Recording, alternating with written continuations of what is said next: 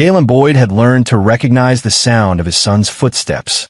At 42, he could distinguish Ryan's deliberate tread from anyone else's, could tell from the pace whether the boy had endured another bad day. That November evening, the footsteps coming through the front door were slower than usual. "In here, Galen called from the kitchen, where he was preparing dinner. He'd left work early from his position as a software architect at a mid-size firm, something he did twice a week to ensure his 13-year-old son came home to a parent who cared. Ryan Fleming appeared in the doorway, shoulders hunched beneath his backpack. The boy had Galen's sharp features, but his late mother's gentle eyes. Eleanor had died in a car accident when Ryan was 2. Galen had raised him alone until he'd met Brandy Olson 4 years ago, foolishly believing his stepmother would complete their family. "Thanksgiving is Thursday," Ryan said quietly, dropping his backpack. "Mom says we're going to Grandma Patty's house." Galen's jaw tightened. He'd been dreading this conversation. "What did you say?" "I said okay." Ryan's voice was flat, carefully emotionless in that way children develop when they've been hurt too many times. "I know you'll make me go anyway." The accusation stung because it was true. For 3 years, Galen had forced them both to attend Olson family gatherings, believing that persistence would eventually win over Brandy's family. He'd been catastrophically wrong. "Tell me what happened last time," Galen said, setting down the knife he'd been using to chop vegetables. "At Uncle Carl's birthday party." "The truth." Ryan's fingers twisted in the hem of his shirt. "Nothing, Ryan." The boy's composure cracked. "They made me eat outside. Aunt Erica said there wasn't enough room at the table, but there were 2 empty chairs. Grandma Patty gave everyone else cake except me. She said I needed to learn not to expect handouts." His voice dropped to a whisper. "Mom saw. She didn't say anything." Galen felt something cold and hard crystallize in his chest. He'd suspected, had seen glimpses of the mistreatment, but Brandy always had explanations. Misunderstandings. Accidents. Ryan being oversensitive. He'd wanted so badly to believe her, to believe that the woman he'd married wouldn't stand by while her family tormented his son. "This ends now," Galen said. That night, after Ryan had gone to bed, Galen confronted his wife in their bedroom. Brandy was scrolling through her phone, her blonde hair pulled into a messy bun, still in her scrubs from her shift as a dental hygienist. "We need to talk about your family," Galen began. Brandy didn't look up. "If this is about Thanksgiving, we've been over this. Family is important. They exclude Ryan. They humiliate him. He's too sensitive. My family has a different way of showing affection. They made him eat outside in October, Brandy. It was 40 degrees. Now, she looked up, her expression defensive. There wasn't room. Don't. Galen's voice cut through her excuse. Don't lie to me anymore. I've watched this for 3 years. Your mother calls him the unwanted one. Your brother refuses to acknowledge him.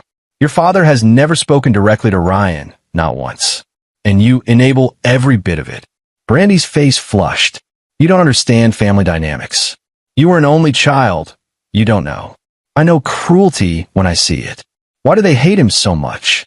The question hung in the air. Brandy's mouth opened, closed. Finally, she said, because he's not yours. Galen felt the floor tilt beneath him. What? Biologically. You adopted him after Eleanor died. My family, they don't see him as real family. They think you should have moved on, started fresh with me. Maybe had children who were actually. Get out. Brandy blinked. What? Get out of this bedroom. Now, before I say something I can't take back. Galen, you're overreacting. Your family has abused my son for 3 years because of biology, and you've defended them. You've let them treat him like garbage because he isn't genetically mine, as if the 8 years I've spent raising him, loving him, being his father don't matter. Galen's voice shook with rage. Eleanor asked me to take care of him with her dying breath. He's my son, and you are no longer my wife. The divorce attorney, a sharp-eyed woman named Charlene Frederick, didn't sugarcoat the situation. Your wife will fight the custody arrangement, Charlene said, reviewing Galen's documentation. She'll claim you're being vindictive, that she's been a good stepmother. She's allowed her family to psychologically abuse my son for 3 years. Galen pushed forward a folder thick with documentation. I've been keeping records. Dates, times, witnesses. I have text messages from Ryan's school counselor expressing concerns. I have photos of him eating alone at family gatherings while everyone else is inside. Charlene's eyebrows rose as she flipped through the evidence. This is thorough. I'm a software architect. Documentation is what I do. Galen's voice was steady. I've also been recording conversations. Colorado is a one-party consent state. He produced his phone and played a recording from 2 weeks prior. Brandy's voice was clear. Ryan needs to stop being so needy. My family doesn't owe him anything. He's not their real grandson.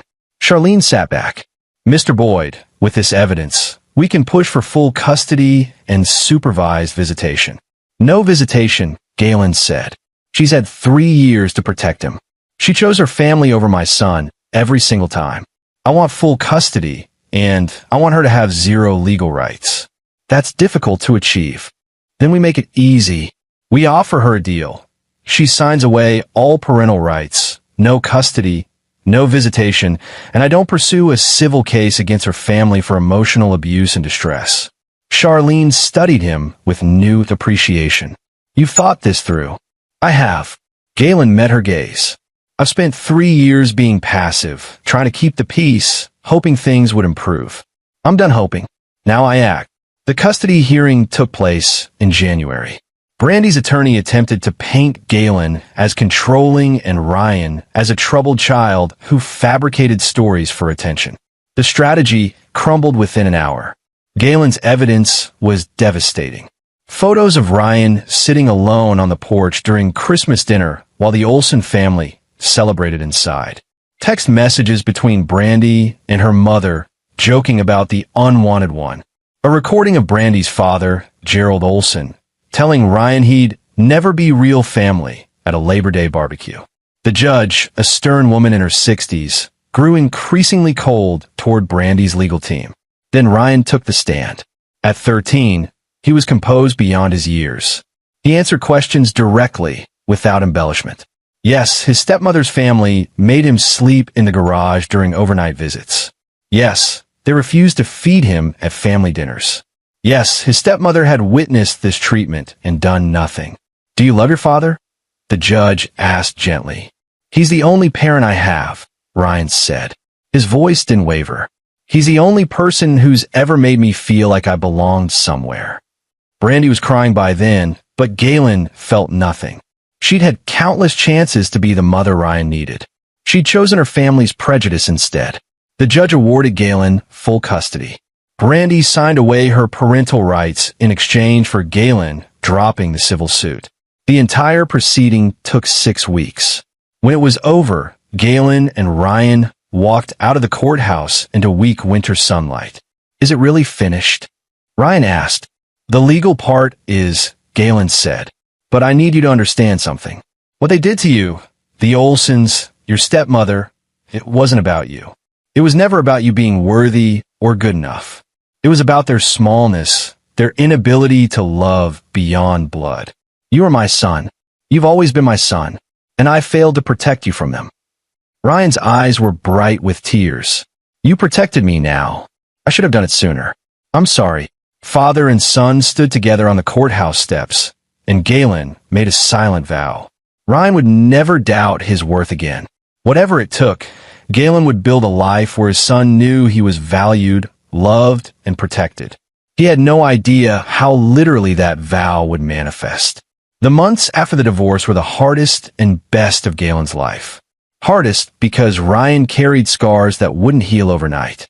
Best because for the first time in 3 years, their home felt like a sanctuary instead of a battlefield.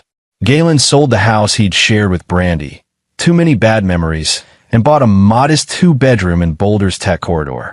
He took a calculated risk and left his stable corporate job to do freelance consulting, which gave him flexible hours to be present for Ryan. Money was tighter.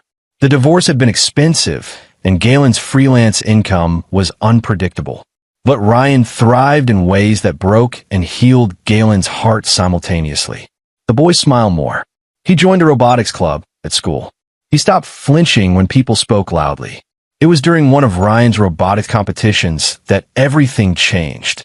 Galen watched his son troubleshoot a malfunctioning robot with methodical precision.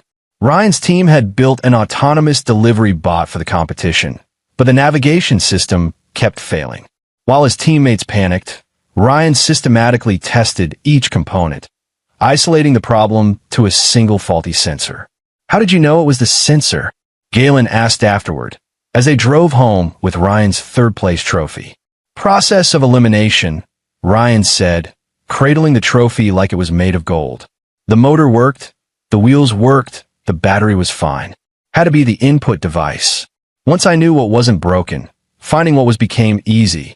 Galen glanced at his son, seeing something he'd missed before. "You think like a programmer." "I think like you," Ryan corrected. "You do the same thing when your code doesn't work. Eliminate variables until you find the error." That night, Galen couldn't sleep. An idea had taken root, audacious and terrifying. He sat at his kitchen table, surrounded by notes and sketches, working through the feasibility. At 2 a.m., Ryan shuffled out of his bedroom, drawn by the light. "Dad, you okay?" Galen looked up at his 14-year-old son. When had he gotten so tall? And made a decision that would alter both their lives. "How would you feel about building something with me? Not for school, not for anyone else. Something that's ours." Ryan sat down across from him. "Like what?" "A business. A real company." Galen slid his notes across the table. "I've been thinking about your robot competition. The delivery bot concept was solid, but the execution was limited by the hardware available to middle schoolers. What if we built something better? A modular platform for autonomous delivery systems that could be customized for different environments, office buildings, hospitals, warehouses." Ryan's eyes widened as he studied the sketches. This would require advanced sensors, machine learning for navigation, probably computer vision. "All things I can code," Galen said, "and all things you can learn. You got the instincts, Ryan. I've seen you solve problems that stump engineers twice your age. The question is, do you want to do this? It'll be hard work. We'll have to learn things neither of us knows yet. We might fail." Ryan met his father's gaze. "When have we ever been afraid of hard work?" Galen smiled. "Never. Not once."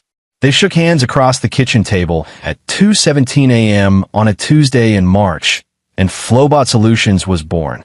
The first year was brutal. Galen and Ryan worked 18-hour days, teaching themselves robotics engineering, machine learning, and hardware integration. Galen took on just enough consulting work to keep them afloat while pouring every spare dollar into prototypes. Ryan proved to be a natural. His youth was an asset. He absorbed new concepts with frightening speed and approached problems without the limiting assumptions that plagued experienced engineers. He saw possibilities where others saw constraints. Their first prototype was a disaster. The navigation system couldn't distinguish between obstacles and shadows. The second prototype couldn't handle stairs. The third caught fire during a demonstration. "Maybe we should quit," Ryan said one night, staring at the charred remains of their latest failure. "Do you want to quit?" Galen asked. Ryan was silent for a long moment. "No, I want to figure out why it caught fire and make sure number 4 doesn't. Then we keep going." The breakthrough came from an unexpected source. Ryan's robotics teacher, a retired aerospace engineer named Leonardo Solis, stopped by their workshop, the converted garage at their house, to see what they were building. Leonardo studied their work with the critical eye of someone who designed guidance systems for satellites. "Your approach is too complex," he said finally. "You're trying to make each unit completely autonomous. What if you went modular instead? A base platform that handles basic movement, then swappable modules for different tasks." Galen and Ryan exchanged glances. It was so obvious in retrospect. Within 3 months, they had a working prototype. The base unit was simple, reliable, and cheap to manufacture. The modules, delivery containers, shelf stocking arms, cleaning attachments, could be swapped in minutes. It was like building with Legos, if Legos could navigate a warehouse autonomously and optimize their own routes. They called it the Flowbot M series. Leonardo became their advisor, refusing payment but accepting equity. "I've got a pension," he said. "What I don't have is the chance to build something new. This is my chance." They filed for patents. Galen liquidated his retirement savings, to fund a manufacturing run of 10 units. Ryan, now 15, built the company website and designed the marketing materials. They were running on hope, savings, and a prototype that worked 60% of the time. Then Galen sent cold emails to 50 logistics companies, offering free trials. 47 never responded. 2 responded with polite rejections. 1 said yes. Fabian Silva ran a mid-sized pharmaceutical distribution center in Denver. He was drowning in inefficiency.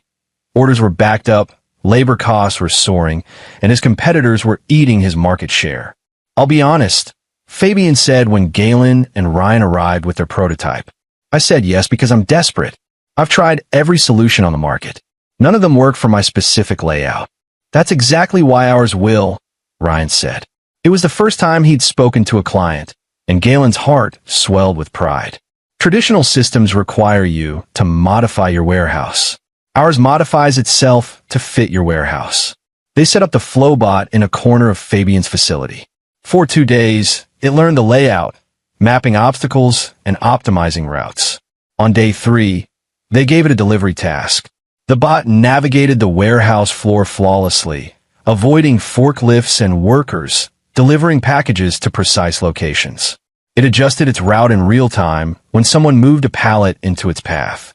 When it encountered an unexpected obstacle, a spilled box of packing peanuts, it rerouted within seconds. Fabian watched in silence. Then he turned to Galen and Ryan. How many can you deliver in 6 weeks? 10, Galen said. That's all we have manufactured.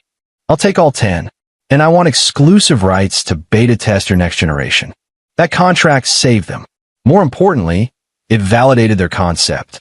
Fabian became their evangelist, showing the Flowbot to every colleague in the logistics industry. Within 3 months, Galen and Ryan had a waiting list of companies desperate for their product. They hired their first employee, a mechanical engineer named Annie Bowers who specialized in modular design. Then a software developer, Hobart Hamilton, who'd worked on autonomous vehicle systems. The team grew to 8, then 15. Ryan turned 16 and got his driver's license. He also became the company's youngest product manager, leading the design of the Flowbot M2 series. Galen watched his son present to investors with the confidence of someone twice his age and remembered the broken child who'd eaten alone on a porch in the cold. You did this, Galen told him one night after Ryan had closed a deal with a major hospital network. We did this, Ryan corrected. By Ryan's 17th birthday, Flowbot Solutions had 73 employees and annual revenue exceeding $12 million. They disrupted the autonomous delivery market with a product that was cheaper, more versatile, and more reliable than anything from the established players. The big companies noticed. First came the partnership offers, then the acquisition attempts. Galen and Ryan turned them all down. Flowbot was theirs, built from nothing in a garage, born from shared trauma and determination. They weren't ready to let it go. Then the offer from TechFlow Industries arrived, and everything changed. The offer was staggering. $47 million for full acquisition of Flowbot Solutions, plus retention bonuses and stock options. Galen and Ryan would stay on for 2 years to ensure smooth integration, then walk away wealthy beyond anything they'd imagined. Galen and Ryan sat in their office, no longer a garage, but a real building with glass walls and modern furniture, and stared at the term sheet. It's enough to never work again, Galen said quietly. You could go to any college you want, study anything. I could retire or start something new. Ryan was 18 now, about to graduate high school. He'd been accepted to MIT, Stanford, and Carnegie Mellon, but had deferred to run Flowbot. Now those doors could open again. What do you want to do? Ryan asked. Galen thought about the 3 years they'd spent building this company. The failures, the victories, the nights working until dawn. The way Ryan had transformed from a wounded boy into a confident young man. Flowbot wasn't just a business. It was their healing, made tangible. But it'd serve its purpose. They'd proven themselves. They'd built something remarkable together. And maybe it was time for the next chapter. I think, Galen said slowly, that we've already won. We set out to build something meaningful, and we did. Selling doesn't diminish that. It lets us choose what comes next. Ryan nodded. I want to accept, but I want to make sure our team is taken care of. Annie, Hobart, Leonardo, they believed in us when we were nothing. They should benefit too. They negotiated for another week, ensuring their key employees received retention bonuses and equity payouts. Then on a Thursday in May, they signed the papers. The money hit their accounts the following Tuesday. Galen Boyd and Ryan Fleming were worth, after taxes and distributions to their team, approximately $32 million. They celebrated quietly, just the two of them, at the same diner where they used to eat when money was tight. To us, Galen said, raising a glass of soda. To never being unwanted again, Ryan replied. They clinked glasses, two people who'd survived cruelty and built something beautiful from the wreckage. Neither of them imagined that within a week, the Olsen family would come calling, demanding their share of a success they'd done everything possible to prevent. The gate intercom buzzed on a Saturday morning, shattering the peaceful silence of Galen and Ryan's new home. They'd purchased a property in the Boulder foothills, 5 acres with mountain views, and, more importantly, a gate that kept the world at a distance. Galen was in his study, reviewing investment portfolios with his financial advisor. Ryan was in the garage workshop, old habits died hard, building something that might become his next venture. The intercom's harsh buzz brought both of them to the security panel. The video feed showed 5 people clustered at the gate. Galen recognized them immediately, though he hadn't seen any of them in 4 years.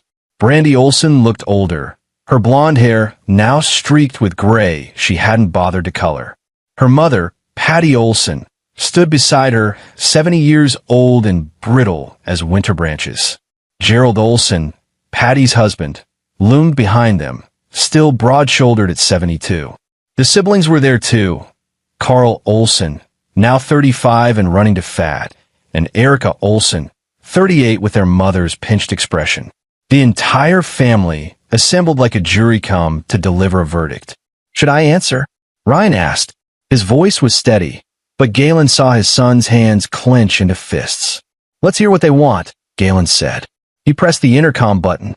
Can I help you? Brandy stepped closer to the camera. Galen, we need to talk. It's important. Family business. The audacity was breathtaking. For years of silence, and now family business. You're not family, Ryan said, his voice carrying through the intercom. You made that very clear. Patty Olsen pushed forward. Ryan, honey, we know there were misunderstandings in the past, but misunderstandings. Ryan's laugh was bitter. You called me the unwanted one and made me sleep in your garage. There was no misunderstanding. Carl stepped in. Look, we heard about your company's sale. $47 million, the article said. That's family money, kid. You used resources, connections. What resources? Galen cut in. What connections? You people wouldn't give Ryan food at family dinners. You certainly didn't invest a dime in our business. We're still family, Gerald Olsen said, his voice booming. Blood or not. We were there. You were never there, Galen said. Ryan, go ahead and open the gate. Let them in. Ryan looked at his father in shock. What? Open it. Let's hear what they have to say. Then we can respond appropriately. 5 minutes later, the Olsen family sat in Galen's living room, their eyes cataloging the expensive furniture, the original artwork, the floor-to-ceiling windows with million-dollar views. This was a different world from Brandy's modest house or Patty and Gerald's aging suburban home. Nice place, Erica said, barely concealing her envy. Must have cost a fortune. Several fortunes, Galen agreed pleasantly. He and Ryan sat across from the family, a united front. Now, you mentioned family business? Brandy cleared her throat. We've had time to reflect on our past disagreements. Mom and Dad have gotten older, and we've realized family is important. We want to reconcile. Reconcile, Ryan repeated flatly. Yes. Brandy leaned forward earnestly. I know I wasn't the mother you needed. I know my family could have been more welcoming. We want to make amends. By taking our money, Galen said. The room went silent. Patty had the grace to look uncomfortable, but Gerald's expression hardened. It's not about the money, Gerald said. It's about what's right. We're family, whether you like it or not. When family has resources, they share. It's how things work. Is it? Galen stood and walked to the window. Tell me, Gerald, when Ryan needed a family that would accept him, where were you? When he was 13 and eating alone on your porch in 40-degree weather, did you share your resources then? That was different. When he needed someone to teach him to drive, to help with college applications, to show up at his robotics competitions, where was this family? Where were these shared resources? Carl shifted uncomfortably. Look, we all made mistakes. Mistakes. Ryan stood now too, his voice rising. You told me I'd never be real family. You said I was a burden, a reminder of Dad's charity case marriage to my mom. And Erica said I should be grateful you even let me in your house. Those weren't mistakes. Those were choices. Erica's face flushed. I never said. September 14th, 4 years ago. Uncle Carl's birthday party. You told me I should be grateful, and when I asked why there wasn't enough cake for me, you said some people aren't meant to have dessert. Ryan's voice was quiet now, more devastating than shouting. I remember every word, every slight, every time you made me feel like I was less than human. Brandy stood, reaching for Ryan. Sweetheart, I know he hurt you. Don't touch me. Ryan stepped back. You stood by and watched them do it. You're worse than they are because you were supposed to protect me, and you chose them instead. Every time, I was trying to keep the peace. You were trying to avoid discomfort. Galen cut in, and Ryan paid the price. So here's what's going to happen. You're going to leave. You're going to go back to your lives. And you're never going to contact either of us again. Patty stood, her face twisted in anger. You can't just dismiss us. We have rights. What rights? Galen asked. Legal rights? Brandy signed away parental rights 4 years ago. The rest of you have no legal connection to Ryan whatsoever. Moral rights? You forfeited those when you treated a child like garbage. So what rights exactly are you claiming? The right to our share, Gerald said bluntly. $47 million. We're entitled to something. 10% seems fair. The naked greed was almost refreshing in its honesty. For $0.7 million, Ryan said. That's what you think you're entitled to. For years of abuse and neglect. For being family, Carl said. Family takes care of each other. You're right, Galen said softly. Family does take care of each other. Ryan and I have taken care of each other for 4 years. We've built something together. We've supported each other. We are family. You people are strangers who happen to share DNA with my ex-wife. We could sue. Erica threatened. For what? Galen smiled, and it wasn't pleasant. I'm a software architect. I keep detailed records. I have documentation of every instance of abuse. Photos, recordings, witnesses. I have Ryan's therapy records. Yes, he needed therapy because of you. I have text messages where you people joked about the unwanted one. If you sue, I'll countersue for emotional distress and intentional infliction of emotional harm. I'll make every cruel thing you did public record. Is that really what you want? The Olsen family exchanged glances. The calculation was visible on their faces.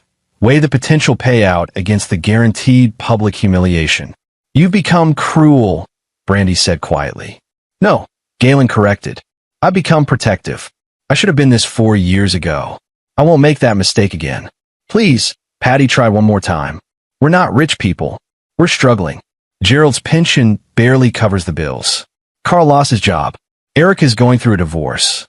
We need help. And you thought the child you tortured would be your salvation? Ryan asked. The boy you called unwanted? You thought I'd forgotten. You're being dramatic, Carl started. Get out, Ryan said.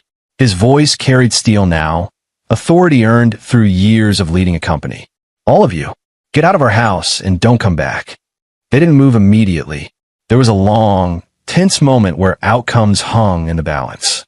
Then Gerald stood, his face red with suppressed rage. You'll regret this, he said. No, Galen replied.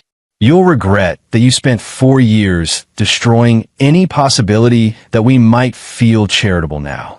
You had a chance to build a relationship with an extraordinary young man. Instead, you chose cruelty. Live with it. The Olsen family filed out, their shoulders hunched in defeat. Galen and Ryan watched from the window as they trudged to their cars. Modest vehicles parked outside the gate of a multi-million-dollar estate they'd never enter again. Do you think they'll try legal action? Ryan asked. Probably. It won't go anywhere, but they'll try. Galen put a hand on his son's shoulder. How are you feeling? Honestly, I thought seeing them would hurt more. But they're just sad. Small people who try to make themselves big by making me small. They failed. They did fail. You're not small. You've never been small. Ryan nodded slowly. Is it over? Galen thought about the Olsons' faces, the desperation mixed with entitlement. People like that didn't give up easily. They try something else. No, he said. I don't think it is. But whatever they try next, we'll be ready. He had no idea how right he was. 3 days after the Olsons' visit, Galen's attorney Charlene Frederick called with news. They're filing suit, she said without preamble. Brandy Olson is claiming she's entitled to half the proceeds from Flowbot sale because you were married when the company was founded. Galen had been expecting this, but the audacity still impressed him. We were divorced within 6 months of founding the company. She contributed nothing. She's claiming community property rights and that she provided emotional and financial support during the early stages. It's weak, but it'll be expensive to fight. How expensive? 6 figures in legal fees, minimum. And there's more. Her family is shopping a story to local media about a tech millionaire who abandoned his wife and refuses to help his struggling former in-laws. They're painting you as the villain. Galen felt ice form in his veins. The Olsons weren't just greedy, they were vindictive. If they couldn't get money directly, they'd damage his reputation and make life difficult enough that he'd settle. What do you recommend? He asked. Settle, Charlene said bluntly. Give him something. 50,000 each, maybe. Make it go away before it gets ugly. No. Galen, I understand you're angry, but this could get very public. Good. Let it get public. I want it public. There was a pause. What are you thinking? I'm thinking that the Olsons have made a critical error. They're assuming I'll want to avoid attention. They don't understand that I've been preparing for this possibility since the divorce. Galen pulled up files on his computer. How would you feel about going on offense instead of defense? I'm listening. File a countersuit.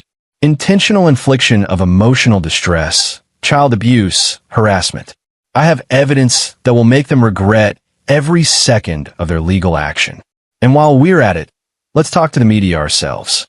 I think there's a compelling story here about a father protecting his son from an abusive family. Charlene was quiet for a moment. You're sure about this? It'll get messy. They started this war 4 years ago when they treated my son like garbage. I'm just finishing it. Ryan found his father in the study that evening, surrounded by files and photographs. For years of documentation, meticulously organized. I heard about the lawsuit, Ryan said. What are we going to do? Galen looked up at his 18-year-old son, seeing the worry in his eyes. We're going to do what we should have done years ago. We're going to make them face consequences. He spread photographs across the desk. Ryan at family gatherings, isolated and alone. Screenshots of text messages. Recorded conversations. Medical record from Ryan's therapist documenting emotional trauma. This is everything, Ryan asked. Everything admissible in court. But I have more. Galen pulled up a video file on his computer. Remember when I said I'd been recording conversations? I saved everything. He pressed play. The video showed a Christmas dinner from 3 years ago, shot from Galen's phone, which he'd left recording on a side table. The camera captured Patty Olson telling Ryan he couldn't eat with the family because we don't have enough food. The table was laden with food. Carl Olson laughing. Erica Olson telling Ryan he should learn his place. And Brandy, sitting at that table saying nothing. Ryan watched in silence. When the video ended, he said, "You kept this all this time?" I kept everything. Because I knew, someday, they might try something like this. I wanted to be ready. What's the plan? Galen outlined his strategy. They'd file the countersuit first, establishing the narrative. They'd provide the media with selected evidence, enough to show a pattern of abuse, not so much that it jeopardized the legal case. They'd position the story not as wealthy people punishing poor family members, but as a father protecting his son from abusers who now wanted to profit from the success they tried to prevent. It's going to get ugly, Galen warned. "They'll say terrible things about both of us. Are you ready for that?" Ryan thought for a long moment. "I spent years being afraid of them. Afraid of making them angry. Afraid of not being enough. I'm not afraid anymore. Let them say what they want. The truth is on our side." "Okay then." Galen picked up his phone. "Let's make some calls." The story broke on a Tuesday. A local tech reporter named Marina McGrath had been following the Flowbot sale with interest, a father-son team building a multi-million-dollar company made for good copy. When Charlene Frederick reached out with a more complex story, Marina jumped at it. The headline read, "Tech success story takes dark turn. Father alleges years of family abuse against adopted son." The article was devastating. Marina had reviewed the evidence and interviewed Ryan extensively. She confirmed details with Ryan's therapist, with Ryan's permission, and Leonardo Solis, who provided testimony about the state Ryan had been in when they first met. "He was a wounded kid," Leonardo was quoted saying. "Brilliant, but convinced he wasn't worth anything. It took years for Galen to build him back up. And now, the people who tore him down want to profit from his success? It's disgusting." The article included several photographs and partial transcripts of recordings. Patty Olson calling Ryan the unwanted one. Carl Olson telling Ryan he'd never be real family. The Christmas dinner video. And Brandy, always present, always silent, always complicit. The response was immediate and overwhelming. Social media erupted. The story trended locally, then regionally, then nationally. Thousands of people shared their own stories of family abuse and rejection. Ryan became, overnight, a symbol of surviving toxic family dynamics. The Olsons' lawsuit suddenly looked less like legitimate legal action and more like harassment. 4 days after the article published, Galen received an unexpected call from Fabian Silva, their first client from the Flowbot days. "I saw the news," Fabian said. "That's heavy stuff, man. You and Ryan holding up okay? We're managing. Thanks for checking in." "Yeah, well, I wanted to give you a heads up. Your ex-wife's brother came to see me yesterday." Galen sat up straighter. "Carl Olson came to you?" "Yeah. He wanted to know if there was any truth to the story. Said you and Ryan were making stuff up to avoid sharing the money. Asked if I'd be willing to testify that your company used family resources." "What did you tell him?" "I told him to get the hell out of my office before I called security." "Galen, I was there from the beginning. I saw you and Ryan build Flowbot from nothing. I saw a kid who was hungry to prove himself and a dad who believed in him. Whatever happened with your ex's family, it's not my business. But I know what I saw, and it was two people who had each other's backs, no one else." After they hung up, Galen added this information to his growing file. The Olsons were trying to build a counter-narrative, reaching out to business contacts to discredit the abuse allegations. It was clumsy and desperate. It was also exactly what Galen had expected them to do. The Olsons' attorney withdrew from their lawsuit a week later, citing irreconcilable differences with the clients. Translation: he'd seen the evidence Charlene had provided in discovery and realized the case was unwinnable. The family scrambled to find new representation. Most attorneys took one look at the public relations disaster and declined. The few who agreed to take the case did so with the understanding that it would likely be dismissed. Meanwhile, Galen's countersuit moved forward. The legal strategy was simple: establish a pattern of intentional emotional abuse, demonstrate the long-term harm to Ryan, and seek damages not for the money, but to create legal precedent that family members could be held accountable for psychological abuse of children. "We're not going to win millions," Charlene explained. "That's not the point. The point is to get them on record, under oath, admitting what they did." "And if they lie under oath?" Ryan asked. "Then we prove they're liars," Charlene said with a sharp smile. "Which we can do extensively." The depositions were scheduled for January. Galen spent the holidays preparing, organizing evidence, and coaching Ryan on staying calm under hostile questioning. On Christmas Eve, they sat together in their living room, watching snow fall over the mountains. No extended family, no obligations, just the two of them, as it had been for 4 years. "Do you ever miss having a bigger family?" Galen asked. Ryan considered the question seriously. "Sometimes I think about what it would have been like if they'd been different people. If Brandy had chosen to protect me. if her family had chosen to accept me. But those people don't exist. The real Olsons chose cruelty. I don't miss them. I miss the idea of what they could have been. That's a mature perspective. I had a good teacher. Ryan smiled. You show me that family isn't about blood. It's about showing up, being there, fighting for each other. We're family. Leonardo's family. Annie and Hobart from Flowbot, they're family. The Olsons are just people who share DNA with my ex-stepmother. Galen felt his throat tighten with emotion. When did you get so wise? I had a lot of therapy, Ryan said, and they both laughed. The laughter felt good, felt like winning, but the real victory was still to come. The depositions took place in a conference room in downtown Denver. All glass and steel and uncomfortable chairs designed to discourage lingering. Galen and Ryan sat on one side with Charlene Frederick. Across from them, the Olson family had finally found representation. A lawyer named Roland Dennis, who specialized in family law and had a reputation for aggressive tactics. Patty Olson was deposed first. Under oath, faced with photographs and recordings, she maintained that her treatment of Ryan had been strict but fair discipline. Would you say that refusing to feed a child dinner is fair discipline? Charlene asked. He wasn't starving. He could eat when he got home. He was 13 years old, and you made him sit outside in 40-degree weather while the rest of the family ate inside. How is that appropriate? Patty's face flushed. He needed to learn that actions have consequences. What actions? What had he done to deserve this treatment? He was disrespectful, always making demands, expecting special treatment because he was Galen's charity case. Charity case, Charlene repeated, letting the words hang in the air. Is that how you viewed a child? The deposition continued in this vein for 3 hours. Patty contradicted herself repeatedly, claimed not to remember incidents that were captured on video, and grew increasingly hostile. By the end, even Roland Dennis looked uncomfortable with his client. Gerald's deposition was worse. He admitted, under oath, that he'd told Ryan he would never be real family, but claimed it was meant as motivation. Motivation for what? Charlene pressed. To make something of himself.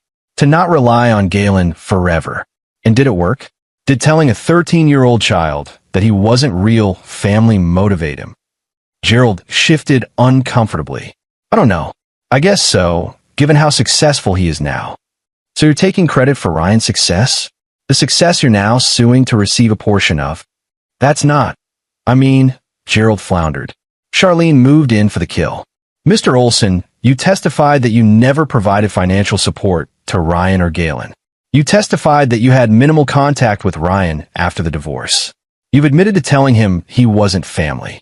On what basis exactly are you claiming entitlement to money from a company you had no part in building?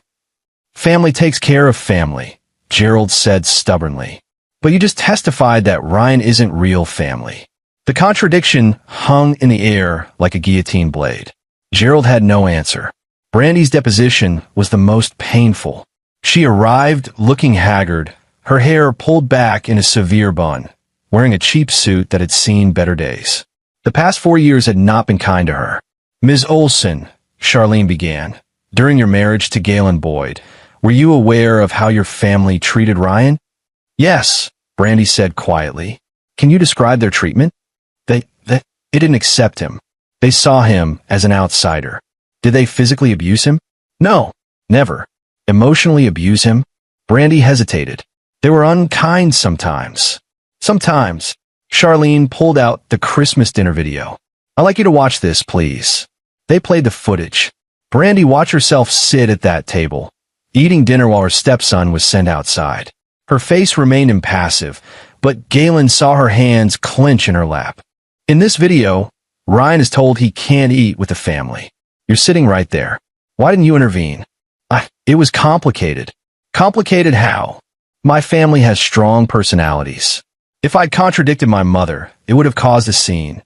So you prioritized avoiding a scene over protecting your stepson from humiliation? I thought it was temporary. I thought they'd come around. In 3 years of marriage, did they come around? No. Did their treatment of Ryan improve at all during those 3 years? No. Did it get worse? A long pause. Yes. And still you did nothing? Brandy's composure cracked. I tried. I talked to them privately. I explained.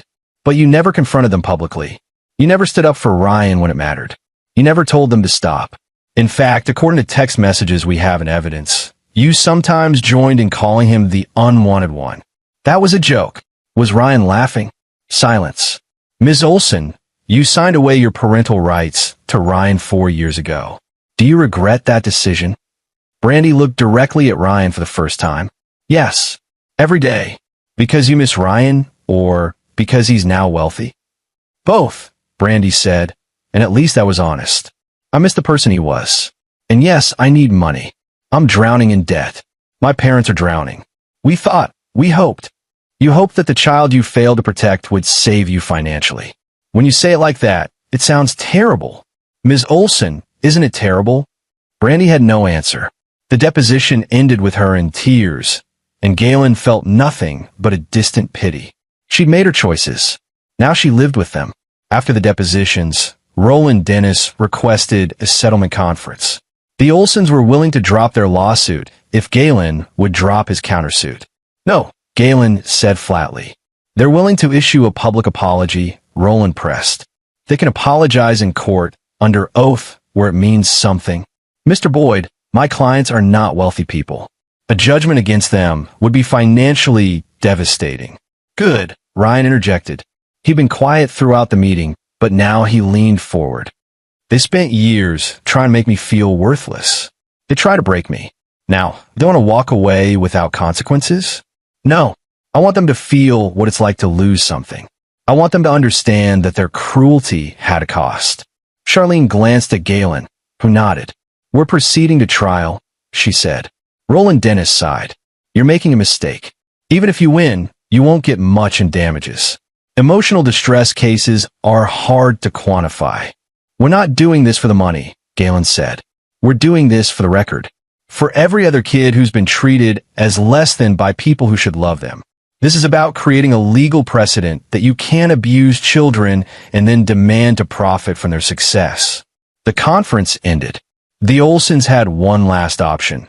They could settle privately, offering Galen and Ryan an apology and a promise to never contact them again. They didn't take it.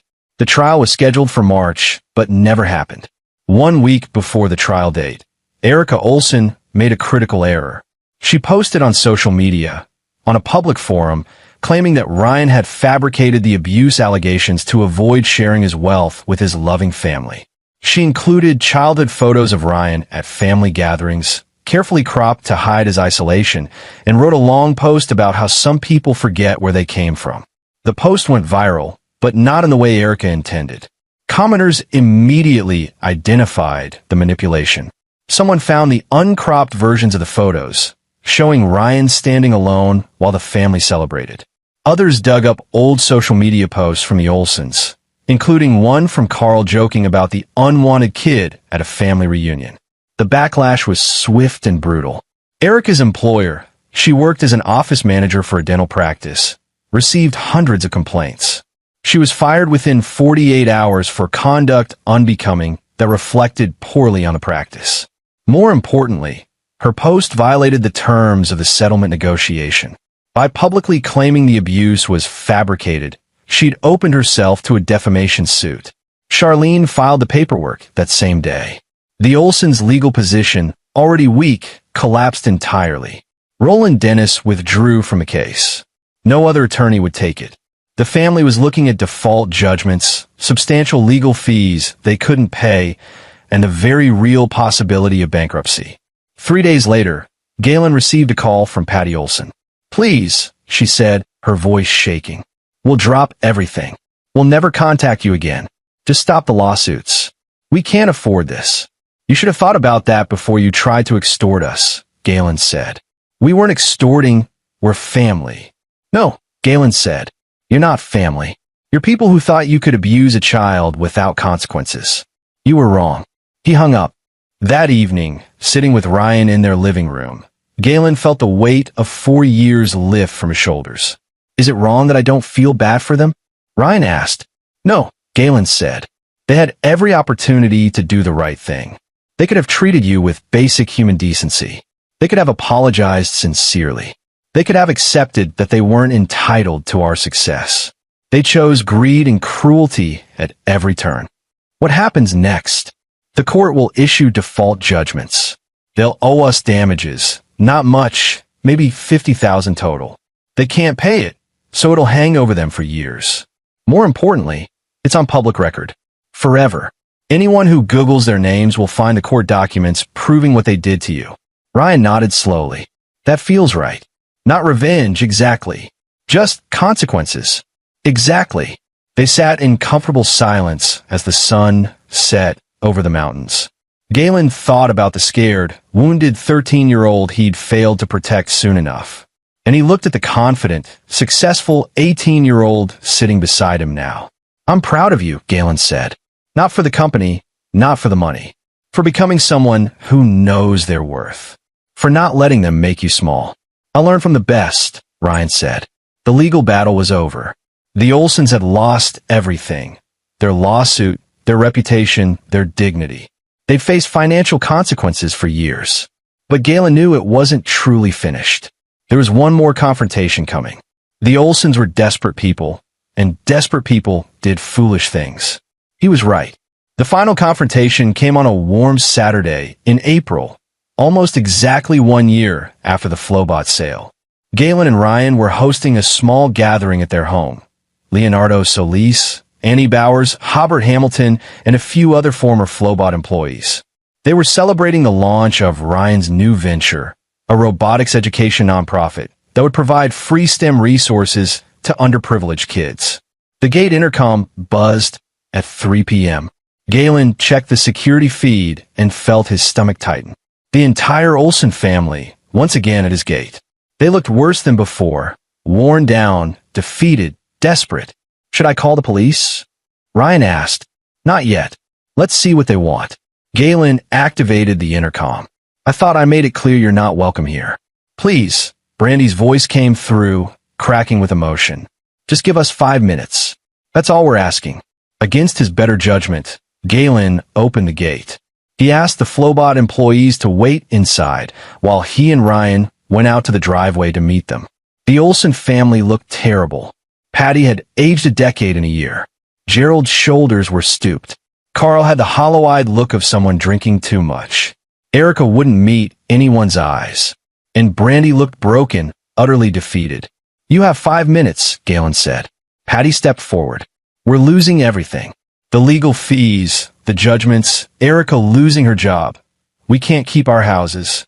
Gerald and I are facing foreclosure. We're going to be homeless. That's unfortunate, Galen said without emotion. We were wrong, Gerald said, the words clearly painful. We treated Ryan terribly. We were cruel.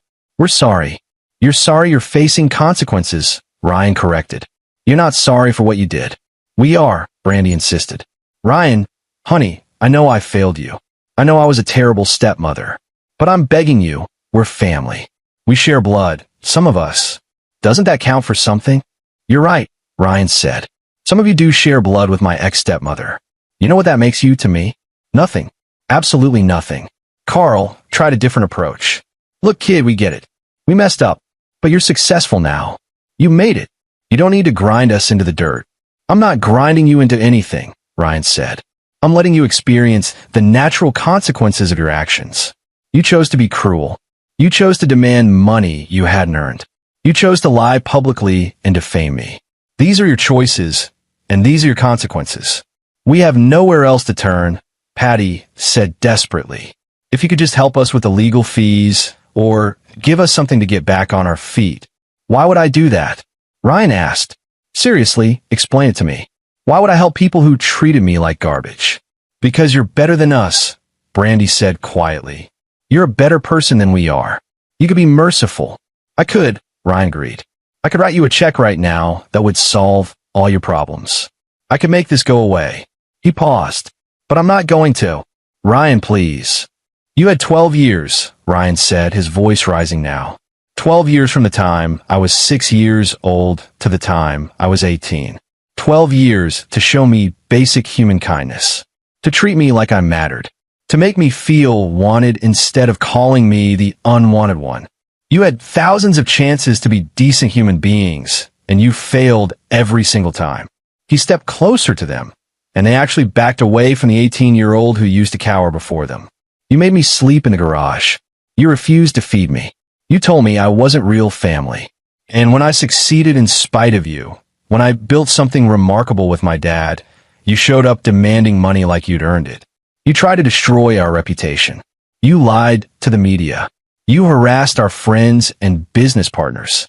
His voice dropped to something cold and final. So here's what's going to happen. You're going to leave. You're going to go back to your lives and face the consequences of your choices. You're going to lose your houses, your savings, whatever else the judgments require. And you're going to know that it's your fault. Not mine. Not my dad's. Yours. Please, Patty was crying now. We're begging you. We're family. No, Ryan said. We're not. The silence that followed was absolute. The Olsen family stared at Ryan, and Galen watched something break in their expressions. The last desperate hope finally extinguished. Brandy made one last attempt. Ryan, I know I don't deserve your forgiveness, but I'm your mother. No, you're not. The words were simple, flat, final. I had a mother, Ryan continued. Her name was Eleanor. She died when I was 2, but my dad has told me stories about her. She was kind. She was brave. She loved me unconditionally. You were a woman who married my father and stood by while your family tortured me. That doesn't make you a mother. That makes you a coward. Brandy's face crumpled. Gerald tried to puff up his chest, find some remaining dignity. You're making a mistake, boy. Family is important. You're absolutely right. Ryan cut him off. Family is important. That's why I'm standing here with my dad, protecting our family from people who try to destroy it. He turned to Galen. Dad, I think it's time for them to leave. I agree, Galen said. The Olsen family stood there, frozen in disbelief. They'd come expecting mercy, perhaps even hoping for pity. They'd found neither. Let me make this crystal clear, Galen said. You're trespassing on private property. You have 60 seconds to get back in your cars and drive away, or I'm calling the police. You become monsters, Erica spat. No, Ryan said. We become people with boundaries. People who refuse to reward cruelty. People who understand that family is earned, not owed. He looked at each of them in turn.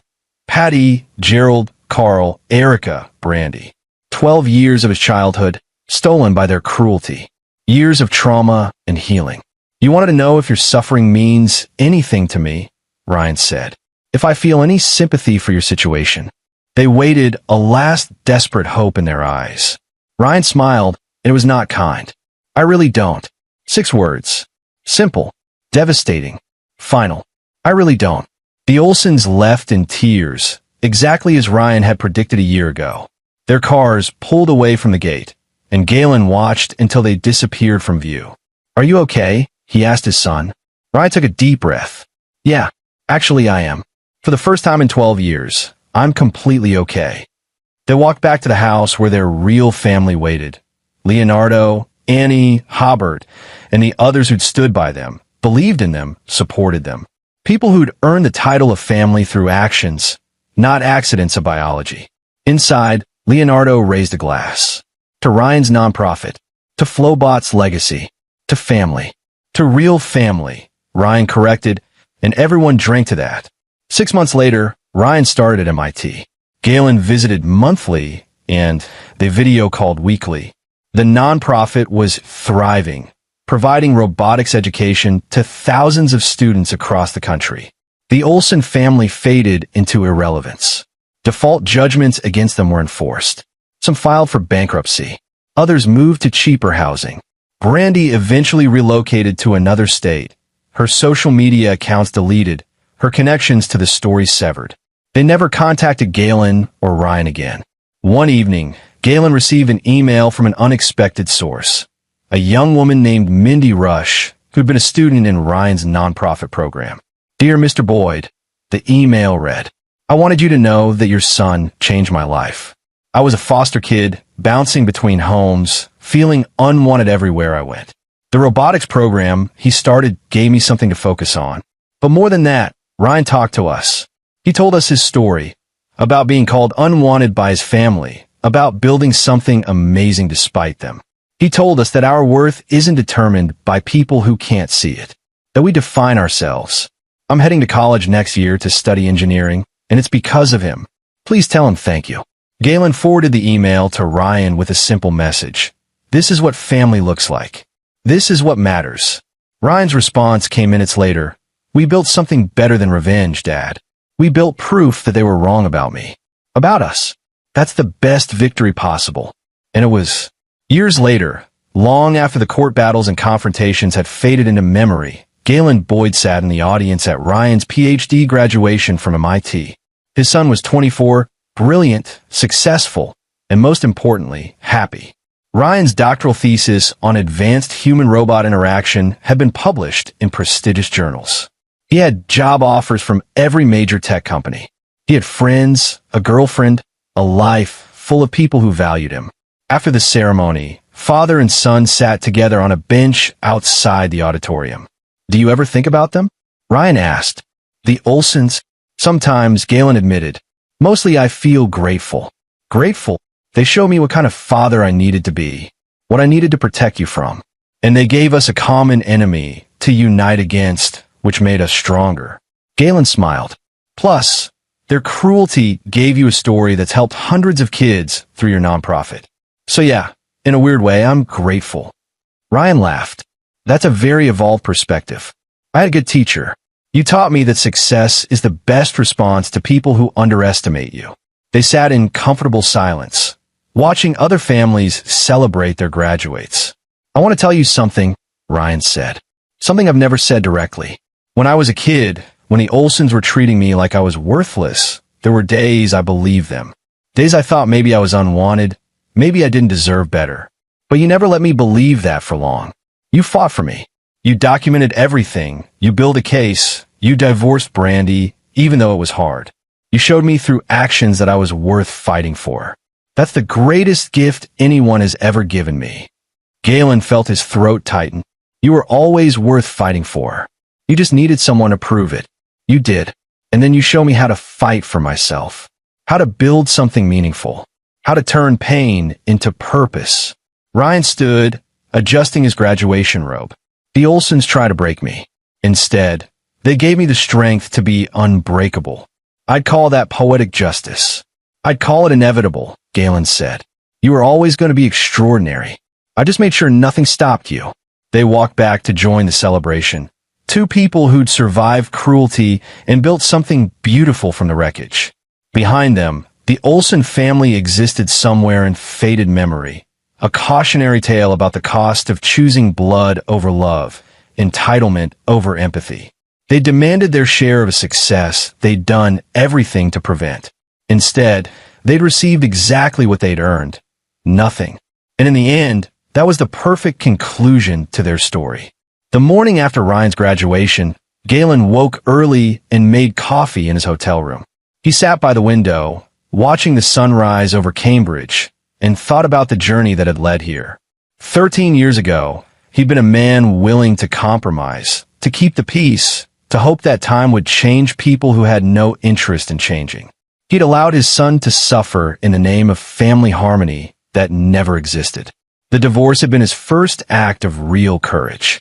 Everything after, building Flowbot, facing down the Olsons, refusing to settle, letting them face the full consequences of their cruelty, had flowed from that single decision to prioritize his son's well-being over everyone else's comfort. His phone buzzed. A text from Ryan, heading to breakfast with some friends. Meet you at noon for our drive to the coast. Galen smiled. They'd planned a weekend trip to Cape Cod, just the two of them, to celebrate before Ryan started his new job at a major robotics firm. Some traditions, father and son time, quiet conversations, being there for each other, were worth maintaining. He texted back, wouldn't miss it. As he finished his coffee, Galen thought about the email that had arrived last night from Charlene Frederick. The Olson family's bankruptcy proceedings had finally concluded. Patty and Gerald had lost their house and were living in a trailer park. Carl was working night shifts at a warehouse. Erica had moved in with her parents. Brandy had disappeared entirely, her current location unknown. They'd asked one final time for any kind of settlement, any mercy. Charlene had responded on Galen's behalf with a single sentence. My clients are not interested in further contact. The legal saga was finished. The emotional saga had ended that day in the driveway when Ryan spoke 6 simple words, I really don't. Galen had never been prouder of his son than in that moment. Not for the cruelty of the words. There was no cruelty, just truth, but for the strength it took to say them. To look at people who'd tormented him and refused to give them the power to hurt him anymore. That was the real victory. Not the money, not the successful company, not even the legal judgments. The victory was Ryan becoming someone who knew his worth, who refused to accept mistreatment, who understood that not all families deserve forgiveness. Someone knocked on the hotel room door. Galen opened it to find a hotel employee with a delivery. Package for Galen Boyd, the young man said. Galen tipped him and took the package back inside. It was from Leonardo Solis, their old mentor and friend. Inside was a framed photograph from the Flowbot days. Galen, Ryan, Leonardo, Annie, and Hobart standing in front of their first prototype, all of them laughing. A note was attached. This is what family looks like. Keep building beautiful things together. Leonardo. Galen set the frame on the dresser and studied the photograph. 5 people who'd chosen each other, supported each other, built something extraordinary together. That was the family that mattered. His phone rang. Ryan's name appeared on the screen. Change of plans, his son said, sounding excited. My friend Alva is getting married in 2 months, and he asked me to be his best man. Wedding is in California. Want to come as my +1? I'd be honored, Galen said. Great. Oh, and Dad, I was thinking we should start planning our next project. I've got some ideas for adaptive prosthetics that could be huge. What do you think about getting the band back together? You mean, maybe reach out to some of the Flowbot crew? Galen laughed. I think that sounds perfect. After they hung up, Galen packed his bag and prepared for the day ahead. The past was settled. The Olsons had received their justice. Now, there was only the future, wide open, full of possibilities, shared with people who'd earned their place in his and Ryan's lives. He took one last look at the photograph Leonardo had sent. 5 people smiling, believing in each other, building something bigger than themselves. That was the story that mattered. Not the cruelty they'd survived, but the family they'd chosen. Not the people who'd try to break them, but the people who'd help them become unbreakable. Galen locked the hotel room and headed out to meet his son. The Olsons had wanted a share of their success. Instead, they'd gotten a masterclass in consequences. And Galen and Ryan had gotten something far more valuable. Freedom, healing, and the knowledge that they were exactly where they belonged. Together. And there you have it. Another story comes to an end. What did you think? I'd love to hear your thoughts in the comments below. If you enjoy this story, consider joining our community by subscribing. It means the world to us. For more stories like this one, check out the recommended videos on screen. And I'll see you there.